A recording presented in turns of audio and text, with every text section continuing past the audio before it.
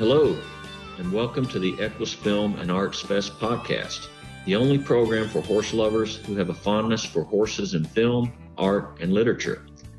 Each week, we will have interesting conversations with equestrian filmmakers, artists, and authors from around the world, discussing the nature and challenges as well as the triumphs of creating their work.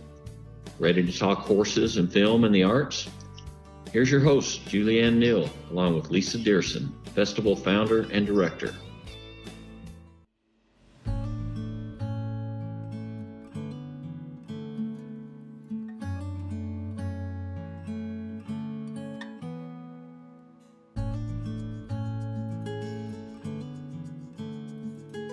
This episode of the podcast features EQUUS authors Joe B. Armstrong and Tiffany Noelle Chacon speaking about their entries into this year's festival. We'll start with a chat with Tiffany and hear all about Jump. Next up, we'll have a chat with Joe B. Armstrong and hear more about the Horseman's Handbook.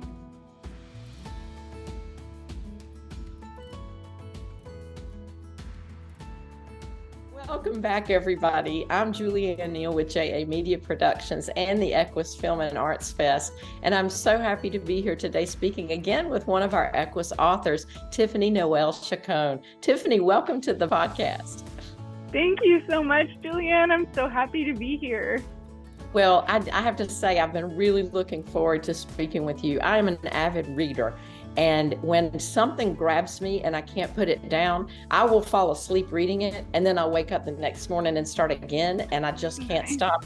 That's the way I was with your book. And I'm going to hold it up. Jump. I don't know if you got a copy with you or not, but man, yes, I fell in love with the whole world that you created around your characters, with Mila especially. And so tell us a little bit. I can tell from the first moment that you already had some expertise in writing and the show world that you created around the Winter Equestrian Festival and everything that's going on in the book. So talk a little bit about that first, your background, your history with horses in general. Yeah, so I don't remember a time that horses were not in my life. My mom is just like the quintessential horse woman, and I dedicated the book to her because she is the truest horsewoman I know. And so I grew up, she rode when we were all in utero, and yes, we grew up like splashing around in horse troughs and that sort of thing. And so we, as a family, that was our thing, was horses, and that's how we grew up. And we did just about every discipline.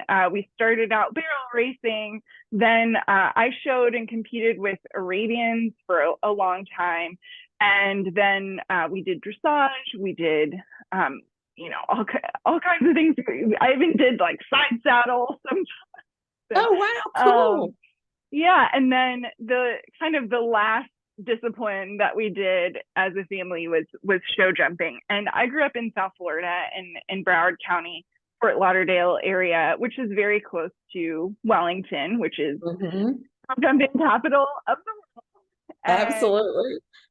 So that was, we would every week, pile the horses into the trailer. We would go up once a week for lessons, and then once a week, we would go up for shows. And during the winter time, there's shows every single weekend. And so that's what we did as a family. My mom, my two brothers, and I, and my dad was the groom.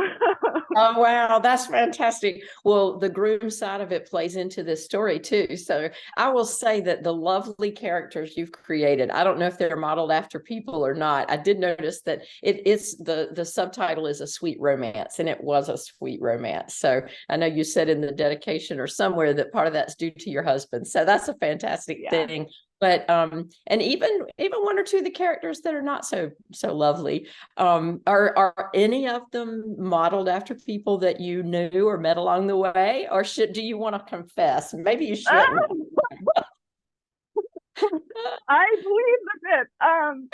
No, So obviously, what I said in my acknowledgments about my husband, we had a young love story, and so I love writing young love because of that, Yeah. and kind of the angst of that. My husband and I were together from the age of 12, and we broke up, we got back together, Yeah. and we grew up together too. And I think, with Mila and Alex, there's a little bit of friends to more, friends to lovers, where, they just develop this deeper connection. And over time that for Mila leads to love. So that was Yeah. definitely inspired in part by my relationship with my husband. The trainer, Trina, who actually gets her own book. I'm writing it right now. Oh, very That, cool. yeah. So that is definitely, her character is kind of a combination of all of the trainers that I've had Good. over the years. Good. And you could tell from part of the story from this one, there's some backstory there with her. And I'm not gonna give anything away, but there are some traumatic things that happen before the story starts and then during the story. And part of that is the side of that world that I just don't even think about. I do some low level dressage stuff, but I'm not in that A rated show world. And so things that go on behind the scenes, that didn't even cross my mind. So the way that you've woven all of that into the story gives it such authenticity, and it's beautifully done. And Cyrus, of course, you can't talk about characters without talking about the horse characters too. So how about him? Is he based on one of yours, or one that you've known, or just a combination of all the best? Yeah, definitely a combination. So I had one of my show jumping horses, his name was Obi. We called him Obi-Wan, but oh man, you have those horses that you're like, I want you to live forever. Is that too much to Yeah. ask? And Yeah. that was Obi, he was so steady, so sweet. But then also, you have these horses who are so lazy when you're schooling, and then you get in the ring and all of a sudden, they're on. And Cyrus, he has his kind of tick, if you will, is every time the buzzer goes off, he's off. And it plays a role in the story. Yeah, definitely. Yeah, so that was definitely, my Obi was in that Cyrus character for sure. Oh, I love it. Well, another thing that really struck me that was pretty special was you did tie in equine assisted therapy and growth and learning and all of that, and therapeutic writing into the story. Was that something that was important to you to have it in that included? Yeah, definitely. And it's something that I'm still learning a lot about. And anyone who's spent time around horses, you feel that. You feel how they just absorb your emotions, and any struggle that you're having, it's almost like they soak that up from you and help it go away. And Right. I really have experienced that on multiple levels. But part of what inspired me to write Jump was my own journey with chronic pain and chronic illness. And I got to a point in my chronic pain where there were days I couldn't walk, I couldn't get out of bed. And it was almost like the only thing I could do was read and write. And that's when I started writing. And this story was almost like my way to connect back with the horse world, with the, show jumping world, while I was bedridden in many ways. And, even though I wasn't physically there with a horse, writing about the horses was so healing for me. And I'm grateful. I look back at my life in just different ways that horses have been healing to me. I'm so grateful for that. And that's definitely, this whole series in a lot of ways is a testament to how these amazing beings help us heal as humans. Absolutely. That's so true. And I was really glad to see that was tied in and a part of the story, with one of the characters specifically, but just in general, they're so special. So, and I also I would be remiss if I didn't say, you have been able to include so many things in the book through your QR codes, with previewing the next book coming along, with a playlist. I mean, you mentioned, I've never seen that done, where you're referencing, popular songs, music, whatever, and then there it is in your playlist at the end. What spurred you on to do that? How did that even come to mind? So, music is a really big part of my writing process. I'm always listening to music when I'm writing. And, there are songs that inspire scenes, and then scenes that I'm searching for the right song to fit that scene. And when I got to the end of the book, I realized that how much music and those songs had played a role in this book. And I just thought, man, I need to connect on this other level. And I couldn't think of any way to do that other than putting a QR code in there. And yeah, that's what I did. And once I put one QR code in, I was like, well, I can put all these other QR codes in and let people continue the journey with me. And that's kind of the amazing thing, I think, now of writers, is that, at least when I was growing up, I would read a book and then that was it. I didn't have any way of really connecting with the author. I mean, maybe I could track down their address and send them a letter, but yeah, really, I don't think a lot of people do that. But now it's like you can read a book, connect with it, and then, let me follow this person on Instagram or on Facebook and send them a message or tag them in a review. Or it's so interactive now, and I really wanted that, and I want that still, from my readers, is that interaction and connection with me, with the story. Let's go through this together. Yeah, well, I think that's what took me so long to read as I was finishing up, is I didn't realize at first that was happening. And then when I did, I was like, okay, wait a minute, here we are. So I would have to stop reading, listen to the song that you had mentioned, and then come back. And so then, now that I'm done with the book, I want to come back and find my Spotify and just hold that playlist and listen in the car. So, but yeah, you pick great songs too. I love music. So it all fits well. And so you're absolutely right. That interactive part of what we can do these days is pretty special. So speaking of all of that, I have to say, I can't wait to hear what happens in Trina's story. But will you be bringing back Anya or Mila or any of the characters? They're also included. Actually, okay, sorry, let me grab this. This book just came out. This is fall.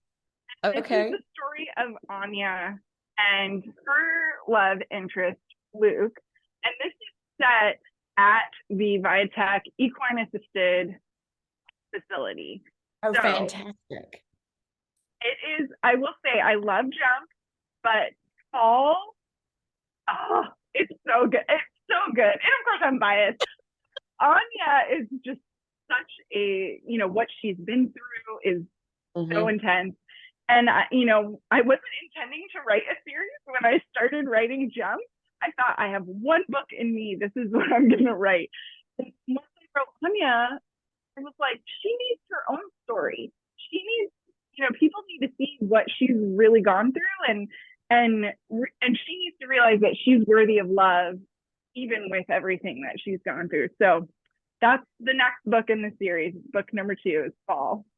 Okay, I can't wait for that one then. I'm excited. I'm very excited. So for me and for the other readers out there who are going to want to know, what's the best way to find out about fall, to purchase Jump, to do whatever? Is it your website? Is it the social media? If they don't have the QR codes yet, how can they find you?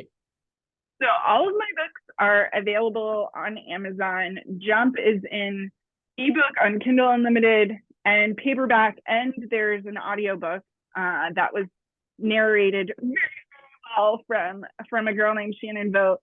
And then Fall is also available on Kindle Unlimited and paperback on Amazon. And my website is tiffanynoellechacon.com. And I'm on Instagram, I'm on Facebook, I'm on TikTok, and all of those, it's just at Tiffany Noelle Chacon. So yeah. Awesome. Now I have to ask though, are you going to do the narration for the audiobook for Fall, or have you talked about that yet? My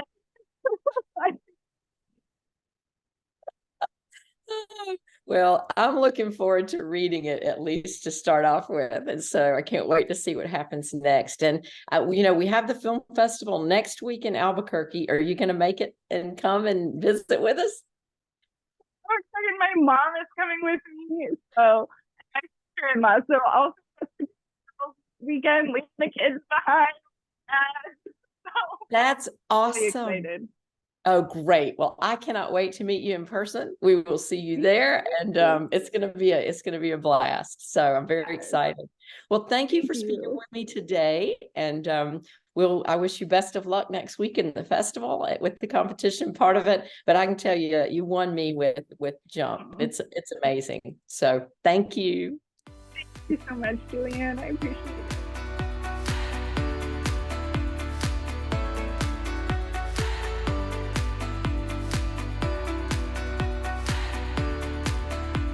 Well, I appreciate you being here with me today. I'm Julianne Neal with JA Media Productions and with the EQUUS Film and Arts Fest. And I'm here speaking with one of our EQUUS authors, Joe Armstrong. And it has you listed, Mr. Armstrong, as a cattleman, a horseman, and a PhD on the front cover of your book.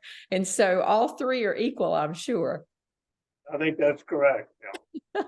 Well, I was so excited to see it. I've got it here with me. I don't know if you've got your copy with you or not, but this is the Horseman's Handbook, Horse Ownership, Care, and Enjoyment. And I'm just going to tell you personally, Mr. Armstrong, this is one of the most beautiful books that I have ever read. I really, honestly didn't know what to expect when I opened it, but you have covered everything from A to Z in the horse world. So thank you for speaking with me about it today. Thank you for your kind words. Well, can I ask, how did you decide that it was time to write? You've got some experience here, but how did you decide when it was time to actually put it all down on paper and share it with everybody? Well, I had retired from New Mexico State University, where I built the horse program here. And I guess for some reason I just felt like I had a little extra time, and I just want to put some of this on paper. And so what has the response been since you released it? What have people said to you about it? The response has been real good. We've been real pleased with it. We're still learning a lot about how to promote and advertise, but we've had good response, which is available on our website, handbook.com, and on Amazon Plus Prime. Well, I have to say, as I was looking through it, and seriously, I hope that people who are watching the web chat will buy it, because everything from breeding to horse care to feeding to the proper training, everything is in here. And so that shows me that you've had a little bit of experience around horses. So tell me how you got started, and what have some of the highlights been in your horse career? Well, I started as a kid like most kids, enjoying horses. My grandfather was a country doctor and farmer. And I got up every morning about 4:30 in the morning, went to the farm with him to get crops, tractor workers started and whatnot. And then he gave me a horse. That was my first horse, actually, and my second horse. And just started from there. And then my brother-in-law, my mentor, Albert Sides, and he was a stockman, and he brought probably the first set of quarter horses into the state of Mississippi. And so I followed him along, and he was in the cutting horse business. That's how I got started with the horses. And as I went to college, I was on the judging teams, judged horses and whatnot. And finally, I got through grad school and I worked as a beef cattle extension specialist and as a farm manager in Florida, and then later decided to move to New Mexico and start the horse program there. So you've been all over. Oh, well, I noticed that in one of the pictures you were riding, I think it was a bareback. You were in Starkville, Mississippi for the rodeo and you were bareback riding and it looked like you were going at it. So what was your thought on all of that? How the rodeo riding, did it help you a lot with getting a seat and that sort of thing? I didn't keep the seat too long. They called me added money when I showed up at the rodeo. They were all anxious to help me because they knew I was sweetening the pot. Oh, that's fantastic. It was a great experience. It was pretty obvious that I wasn't going to make a living that way. Well, from the picture, it looked pretty good. So you must have had a good photographer following you around. You know, the picture is only one snap. That is true. That is true. Well, who would you say would be the audience you were hoping to capture with the book? Because this to me is something that I've had horses a while and I'm learning a lot just from reading it. But I think even a newbie or somebody who doesn't have horses would learn a lot from this. Who were you hoping to capture as a reader? You know, originally as I started out, I was trying to look at the person who was just interested in getting into horses, information they would know, and some of the pitfalls that they could avoid by writing the book. Mm-hmm. And the further I went into it and got with it, I realized the information is actually all of the things that each of us that owns a horse needs to know. And again, as you say, even if you don't have a horse, it is a good book because it shows so many graphic examples and whatnot.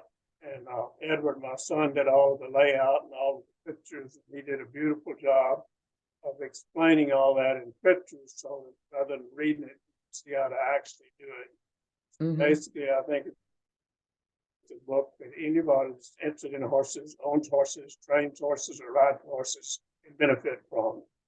Well, I have to echo what you said. Your son, Edward, did a beautiful, absolutely beautiful job with everything, with the graphics and all that. And one of the things all I did was take a number 2 pencil and a pad and write it down, and then he took it from there. And he took it from there. Boy, you better hang on to him. When you write the next one, keep him on your payroll. Right.